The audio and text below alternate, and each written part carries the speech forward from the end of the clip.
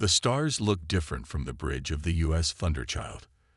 Captain Jack Stone knew every one of them represented a potential friend or enemy in the vast unknown. He stood tall, hands clasped behind his back, watching his crew prepare for their first jump beyond Earth's solar system. "Engine status?" he asked, his voice steady despite the weight of his responsibility. "Fusion drive at full power, Captain," replied Tom Wilson from the engineering station. "The new gravity lenses are holding better than expected." Stone nodded. The Thunderchild was humanity's answer to a universe that had, until recently, ignored Earth as just another primitive world not worth contacting. That changed when human scientists accidentally discovered how to bend space in ways other species had deemed impossible. "Shield systems." Stone continued his pre-launch check. "Ready and charged, sir," Maria Jones reported from the security console. "Energy absorption at 100% capacity." These weren't ordinary shields that simply blocked attacks. The Thunderchild's defensive system could capture enemy weapon energy and feed it back into the ship's own power grid. The more they were attacked, the stronger they became. Stone looked around the bridge at his handpicked crew. Lisa Miller, his first officer, was reviewing final mission parameters. Mike Green sat at navigation, fingers dancing over holographic controls. Dr. Alan Reed monitored environmental systems, while Beth Johnson ran final checks on the ship's artificial intelligence. "Communications from Earth Command, Captain," Lisa announced. "Admiral West wishes to speak with you." The main screen flickered, revealing an older man with stern features softened by pride. "Captain Stone, this is no longer a test run. We've received a distress signal from the edge of the Arcturus system.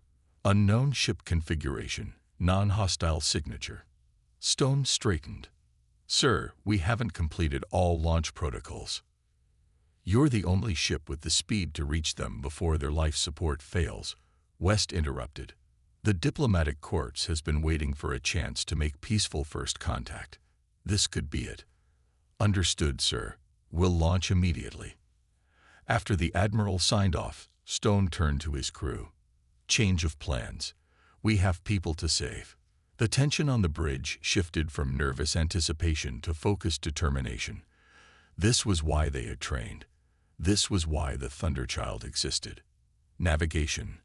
Plot course to Arcturus border. Maximum speed once we clear the solar system." "Course plotted, sir," Mike confirmed. "Estimated arrival. 6 hours." That would have been weeks in any other ship humanity had built before. The Thunderchild was different. "Engineering. Give me full power to the drive." Tom's fingers flew across his console. "Fusion core stable. Gravity lenses aligned. We're ready when you are, Captain." Stone took a deep breath and sat in the command chair. "Take us out, Mr. Green. Steady approach until we clear the moon's orbit. Then punch it." The massive ship hummed as it moved away from Earth's orbital dock. Its sleek, dark hull absorbed rather than reflected light, making it look like a moving shadow against the stars. 3 miles long and armed with weapons that could reshape continents, the Thunderchild was the most powerful vessel humans had ever created. As they passed the moon, Stone gave the order. "Engage main drive." The view outside blurred as space itself seemed to bend around them. The Thunderchild didn't just move through space. It folded reality, creating shortcuts no other known species could navigate. None of the crew spoke for several minutes, awed by the sensation of moving faster than should be possible. Finally, Lisa broke the silence. "Captain, I'm receiving more information about that distress call. It's not just any ship in trouble." Her voice had an edge to it. "Initial translations suggest it's a refugee vessel, and they're being pursued." Stone's jaw tightened. Their first mission had just become far more complicated. "Battle stations," he ordered quietly. "Let's show the galaxy what happens when someone fires on a ship asking for help while humans are around." What no one aboard the Thunderchild yet realized was that this day would forever change the balance of power among the stars. Humanity's first step into the galactic community wouldn't be a small one. It would shake the foundations of empires thousands of years old. The Thunderchild dropped out of its gravity fold near the edge of the Arcturus system. The bridge crew leaned forward at their stations, getting their first look at an alien encounter. 2 vessels detected, Mike announced from navigation. Smaller ship broadcasting the distress signal. Larger vessel in pursuit, heavily armed. On the main screen, they could see a sleek silver ship desperately trying to outrun a much larger vessel covered in what looked like black metal scales and weapon ports. Analysis of the pursuing ship. Stone asked, his voice calm despite the tension. Dr. Reed studied his readings. Biological signatures indicate the smaller vessel contains about 200 life forms. They appear to be oxygen brothers like us. The larger ship holds approximately 50 life forms of a different species. Their power readings suggest advanced energy weapons. Open a channel to both ships, Stone ordered. Lisa worked at her console. Channel open. Sir. This is Captain Jack Stone of the Earth vessel Thunderchild. We are responding to a distress call. Please identify yourselves and state your intentions. The response was immediate. A soft, melodic voice came through the speakers. This is Captain Lanny of the Lumen Refugee Transport Dawnlight. We carry families seeking asylum from Drex oppression. Our engines are failing. Please help us.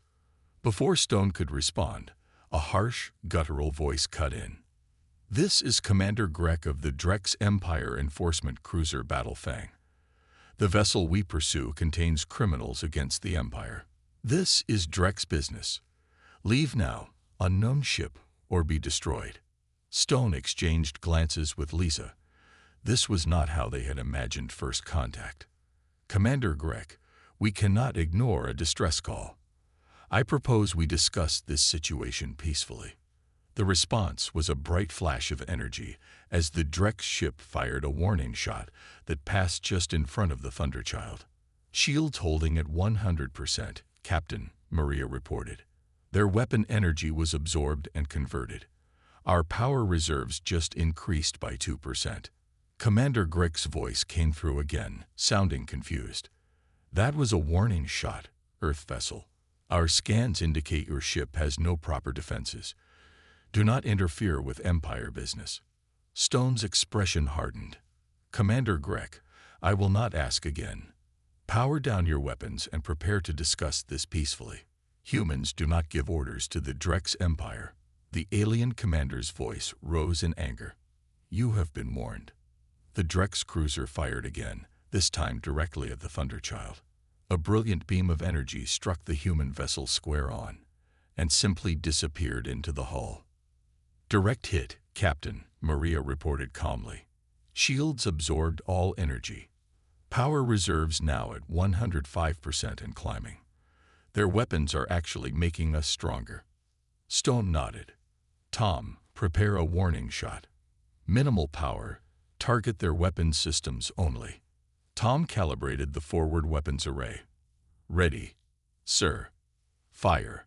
A small pulse of energy, just 10% of what the Thunderchild could produce, shot toward the Drex cruiser. It struck with precision, but what happened next shocked even the human crew. The entire weapons array of the Drex ship exploded in a cascade of failures. Secondary systems shut down across their hull as power surges disabled section after section. Captain, Tom's voice was filled with disbelief. I only meant to disable their main cannon.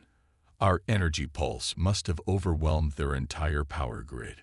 On screen, the Drex ship drifted helplessly, emergency lights blinking across its hull.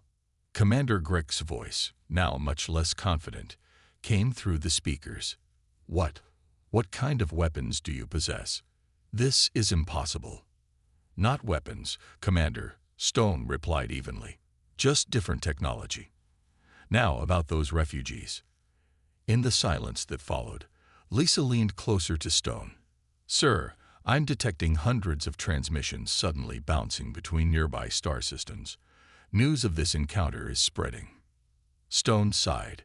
They had hoped for a quiet entry into galactic society. Instead, they had just announced humanity's arrival with a demonstration of power that would send shockwaves through the stars. Captain Lenny, Stone addressed the Lumen ship. We'll escort you to safety. Commander Greg, we'll send repair teams to assist your life support systems, but your weapons will remain offline. As the Thunderchild moved between the two alien vessels, none of the humans realized they had just changed everything. In the space of 10 minutes, they had broken the balance of power that had held the Drex Empire in control of this sector for centuries. By tomorrow, the name human would be spoken on 1,000 worlds, with hope by some and with fear by others. 3 days after the encounter with the Drex cruiser, the Thunderchild orbited the small moon colony where they had brought the Lumen refugees. Captain Stone stared at the communication screen, his face showing the strain of what had become a very complicated first contact. "That's the 6th distress call today," Lisa said, bringing him a cup of coffee. "All from different systems, all asking for help against Drex forces." Stone took the coffee gratefully. "And all because of what we did. We didn't come out here to fight someone else's war." The Lumen leader, Captain Lani, had explained much about the galaxy during their journey to the moon colony. The Drex Empire controlled nearly a third of the known galaxy. For centuries, they had bullied smaller species, taken their resources, and sometimes enslaved entire populations. The Galactic Council, meant to keep peace, had long ago been corrupted by Drex influence. "Captain," Tom called from his station, "you should see this." Stone walked over to the engineering station, where Tom had been studying data from the brief battle with the Drex ship. "I've been analyzing their weapons technology," Tom explained. "Their energy weapons are powerful but inefficient. What's interesting is that they should have detected our shields, but their scans showed nothing." "What are you saying?" Stone asked. "Our technology operates on principles they don't understand. They literally couldn't see our defenses because they don't know what to look for." Dr. Reed joined them, adding, "I've been studying the medical data from the Lumen refugees. There are at least 30 different species currently under Drex control based on genetic markers I've found." Stone rubbed his temples. Earth had sent the Thunderchild to make peaceful first contact, not to become involved in a galactic conflict. But every hour brought more reports of Drex ships increasing patrols, stopping vessels, searching for information about the mysterious human ship that had humbled one of their cruisers. The bridge door opened, and Maria entered with a tall, silver-skinned Lumen beside her. "Captain," Maria said, "this is Trell. He has information you need to hear." Trell bowed slightly. "Captain Stone, I was once a communications officer in the Galactic Council before the Drex influence grew too strong. My people have just intercepted emergency transmissions from 3 different systems. The Drex are punishing worlds they suspect of supporting resistance movements." Stone's jaw tightened. "That's not our concern. We can't interfere in." "They're doing it because of you," Trell interrupted. "The news of what your ship did has given hope to many. The Drex are trying to crush that hope quickly." Before Stone could respond, Beth called from her station. "Captain, incoming message from Earth Command. Admiral West wants to speak with you immediately." Stone nodded. "Put him through to my ready room." In the privacy of his small office, Stone faced the Admiral's concerned expression on the screen. "Captain, what the hell is going on out there? We're picking up all kinds of strange communications. Some kind of incident with an alien vessel." Stone explained everything that had happened. The Admiral listened in silence, his expression growing more serious. "So our first contact with alien life was firing on them," West finally said. "A warning shot, sir, after they fired on us twice. And now half the sector thinks we're going to save them from this Drex Empire." The Admiral sighed. "Our directive was clear, peaceful contact only." "Yes, sir. What are my orders?" Admiral West was silent for a long moment. "Captain, you're 5 light-years away. By the time my orders reach you, the situation will have changed again. You have to use your judgment." After the call ended, Stone returned to the bridge. His crew watched him expectantly. Sir, Lisa said quietly, 3 more distress calls have come in. One from a colony of 10,000 civilians being blockaded by Drex ships. Stone looked at the star map showing all the distress calls. Each represented innocent lives caught in a conflict that had existed long before humans arrived, but that humans had now inflamed. We're not here to fight a war, he said firmly, but we can't ignore people who need help. He turned to Beth. Get me Captain Lenny. If we're going to do this, we need local knowledge. He looked around at his crew. The Thunderchild was built to protect Earth, but right now, there are people out there who need protection, and we're the only ones who can provide it. As his crew sprang into action, Stone wondered how humanity's first steps into the galactic community had so quickly become a run into the fire. What had begun as a scientific mission was rapidly becoming something else entirely, a symbol of hope for the oppressed, and a nightmare for their oppressors. The Thunderchild arrived at the Vega colony just as the Drex blockade was tightening. 5 Drex warships surrounded the small mining planet, preventing food and medical supplies from reaching the 10,000 colonists below. Tactical analysis, Stone ordered as they dropped out of their gravity fold at the edge of the system. Maria studied her console. 5 Drex ships, Captain, bigger than the cruiser we encountered before. Weapon systems powered up and ready. They're expecting us. Stone nodded grimly. They've been sharing information. Open a channel. The main screen flickered to life, showing a Drex officer with dark gray scales and yellow eyes. Unlike Commander Grek, this Drex wore an elaborate uniform with many badges. This is Admiral Kroll of the Drex Imperial Fleet, the alien announced without waiting for Stone to speak. You have interfered in Imperial business once, human vessel. You will not do so again. Leave immediately or be destroyed.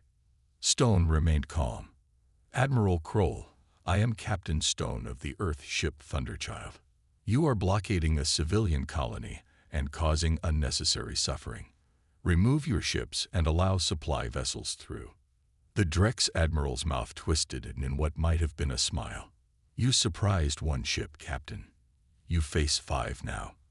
Our weapons have been modified based on data from your previous encounter. Your technology will not save you this time. The screen went dark. They're powering up weapons, Maria reported.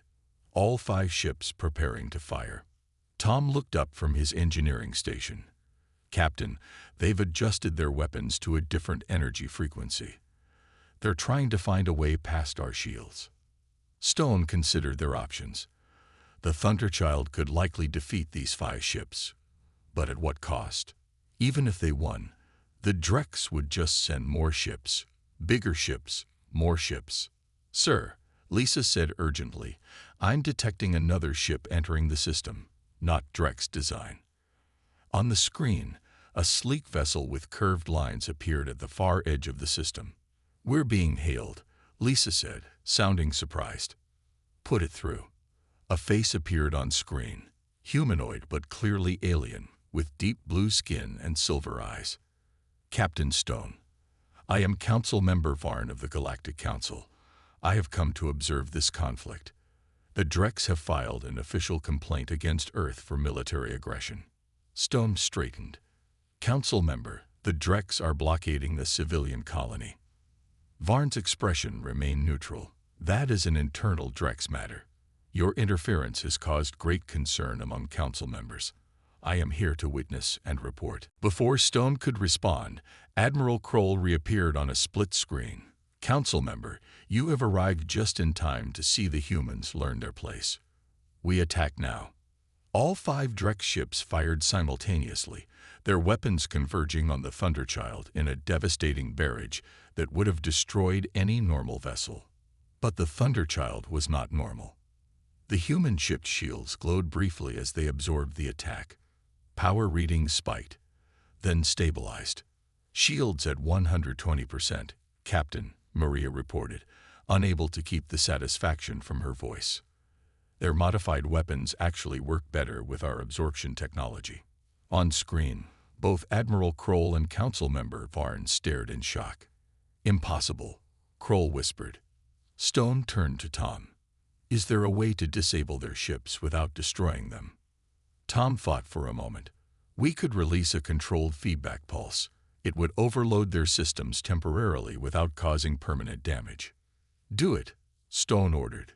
The Thunderchild released a pulse of energy that spread outward like a ripple. As it touched each Drex ship, their lights flickered and went dark. One by one, the massive warships drifted powerless. All Drex vessels disabled, Captain, Maria confirmed. Life support still functioning, but weapons, engines, and communications are offline. Stone turned his attention to the council member, whose expression had changed from neutral to astonished. Council member Varn, perhaps now we can discuss the situation properly. The Drex have been allowed to bully and oppress others for too long. The blue-skinned alien studied Stone for a long moment. Captain, the Council has maintained balance in this galaxy for 10,000 years.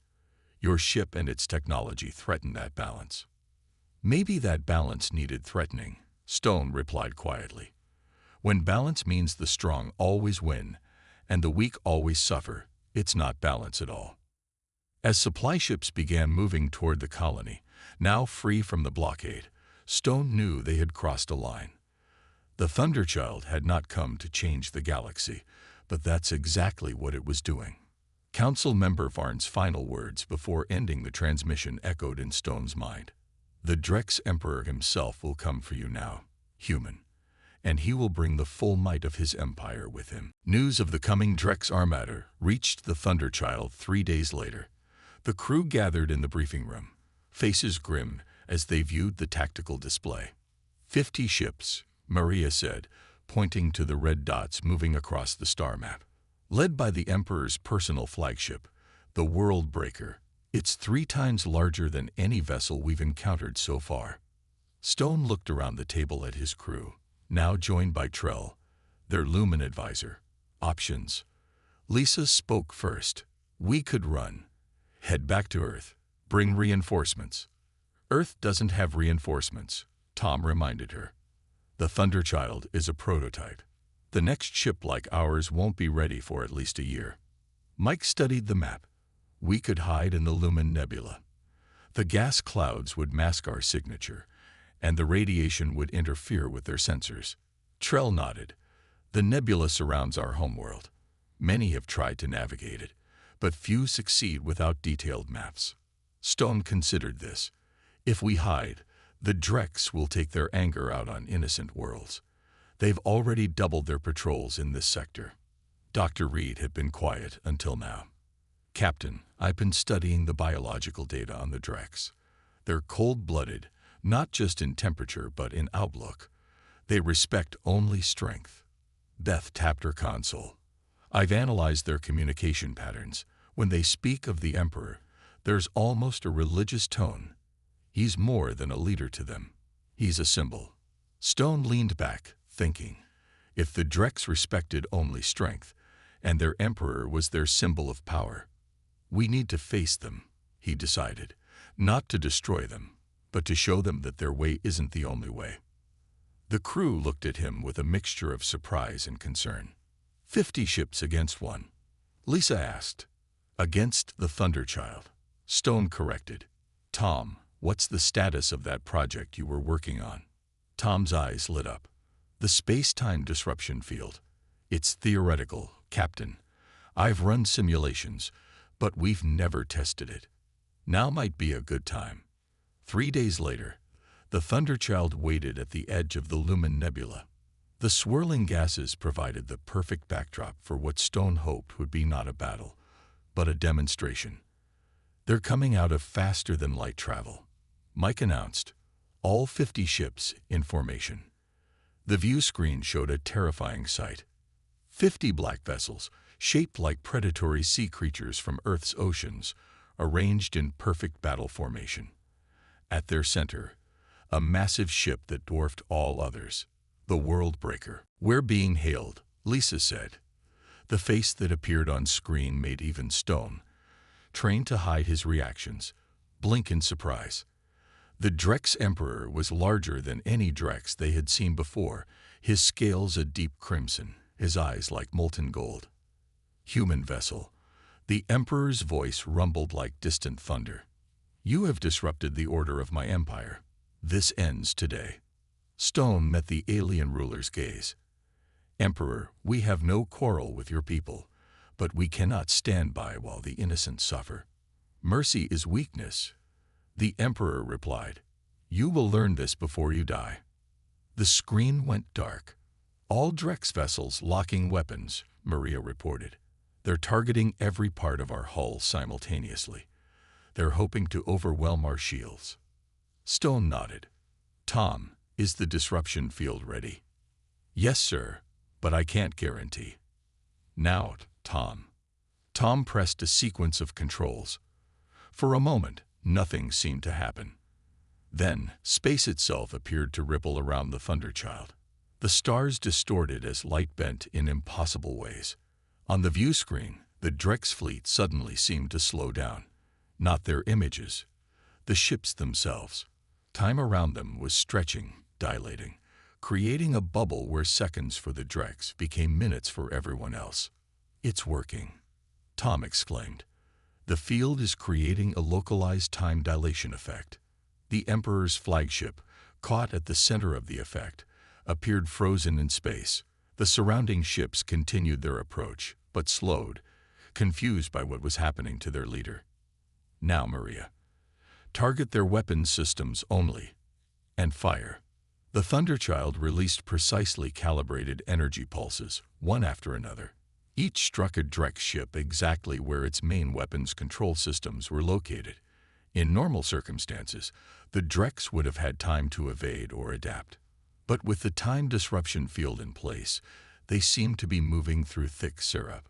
Within minutes that felt like hours to the watching Drex, 49 ships had been surgically disarmed without a single life lost. Time disruption field collapsing, Tom mourned. We can't maintain it any longer.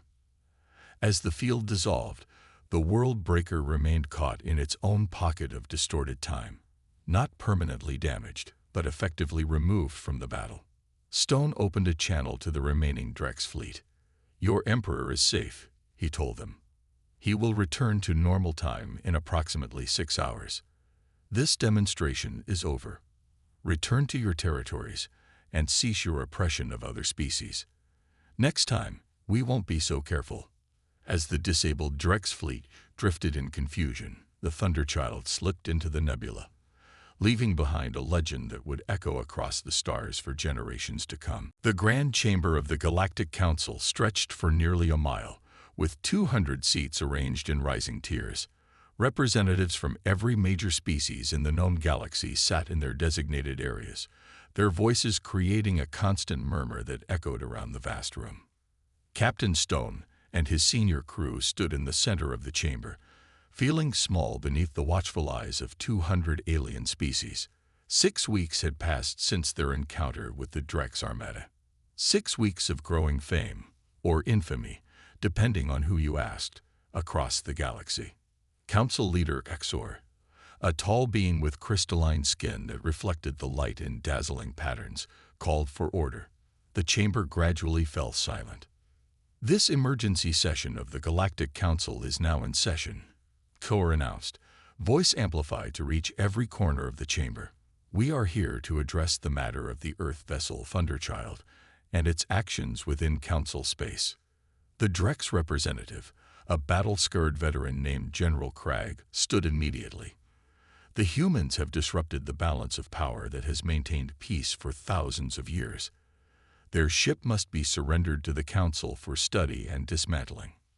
Murmurs of agreement rose from several sections of the chamber. A representative with translucent blue skin countered. The Drex speak of peace. How many worlds have they conquered? How many species have they enslaved? The humans have merely shown that bullies can be opposed. The chamber erupted into shouting. Stone watched as centuries-old alliances and grievances played out before him. The Council was deeply divided, with many fearing the power of the Thunderchild, while others saw it as a chance to break the Drex Empire's iron grip. Council Leader Exor restored order. Captain Stone, how do you respond to these accusations? Stone stepped forward. My crew and I came into your region of space on a mission of peaceful exploration. We responded to a distress call, as any decent people would. When the Drex fired on us, we defended ourselves with minimal force." He looked around the chamber. "We did not come to change your politics or upset your balance of power, but we cannot ignore those who ask for help against oppression." The Drex representative snarled. "Fine words to hide your true intent, to impose your human values on our affairs." An elderly council member stood shakily. "I propose the Thunderchild's technology be shared among all council worlds. No single species should possess such power." Stone shook his head. "Our technology is not a weapon to be passed around. It was developed to explore the universe, not dominate it." Beth, who had been working quietly at a small console, suddenly whispered to Stone, "Captain, I found something in their records. Their security is impressive, but not designed to keep out Earth systems." Stone glanced at her. "What is it?" "The Council's private records. Centuries of secret deals between the Drex and Council leaders. Bribes, threats, assassinations. They've manipulated the Council from the shadows for over 1,000 years." Stone hesitated. Exposing this would throw the galaxy into chaos, but allowing the corruption to continue would betray everything he believed in. "Beth, can you display these records?" She nodded and tapped a command. Suddenly, the chamber's massive display screens came to life, showing documents, recordings, and evidence of the Drex Empire's manipulation of the Council. The chamber fell completely silent as Council members saw their own leaders implicated in centuries of corruption. Council leader Exor paled. "This is a human trick. These records are fake." "They come from your own secure archives," Beth replied calmly. "Your security encryption was impressive, but not designed to withstand Earth algorithms." The silence gave way to chaos. Some council members demanded immediate investigations. Others called for the dissolution of the council itself. The Drex representative tried to leave but was blocked by angry members of species long oppressed by his empire. In the midst of the uproar, a small, previously silent representative approached Stone. The alien was barely 3 feet tall, with gray skin and large, wise eyes. "Captain Stone," the being said in a soft voice that somehow carried even through the chaos, "I am Elder Min of the Archivists. We have watched and recorded the affairs of this galaxy for 20,000 years." The Elder looked around at the shouting council. "What you have done today may destroy this council, but perhaps it needed destroying to be reborn." Stone watched the pandemonium unfolding around them. "I never intended this." "Few who change history ever do," Elder Min replied. "The question now is, what will you build in its place?" As security forces rushed in to restore order, Stone realized the Elder was right. The Thunderchild hadn't just changed the military balance of the galaxy. It had shattered a political system thousands of years old. And now, like it or not, humans would have to help create something new from the pieces. 6 months after the dramatic exposure of corruption in the Galactic Council, the Thunderchild approached Earth's orbit. The crew stood at their stations with mixed emotions. They had left as explorers and were returning as diplomats, warriors, and accidental revolutionaries. "Home looks so peaceful from up here," Lisa said quietly as the blue planet filled their view screen. Stone nodded. Earth had no idea how much the galaxy had changed since they left, or how central their planet had suddenly become to a new galactic order. "Captain," Mike called from navigation, "we have an escort approaching." Stone raised an eyebrow. "Earth vessels?" "No, sir. 17 ships from 7 different species. They'd formed an honor guard formation." The screen showed the alien vessels, sleek lumen ships, bulky but powerful Trell cruisers, and others, all flying in precise formation to escort the Thunderchild home. "We're being hailed by Admiral West," Lisa reported. The Admiral appeared on screen, his expression a mixture of pride and concern. "Captain Stone, welcome back. I see you've brought friends." "Not just friends, sir. Allies.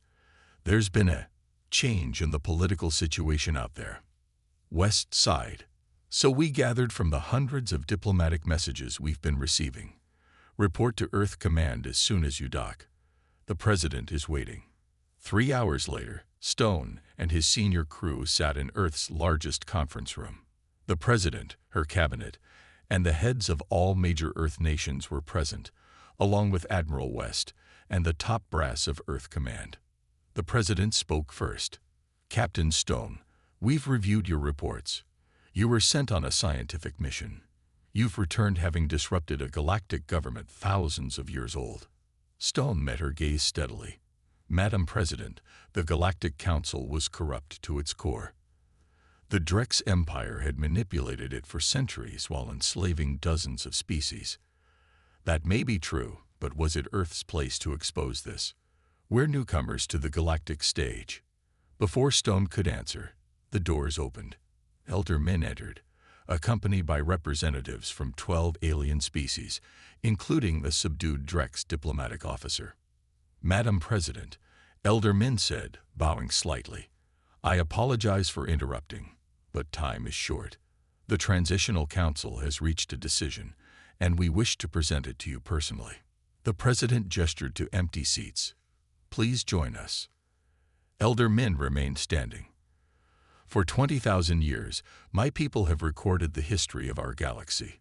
We have seen empires rise and fall.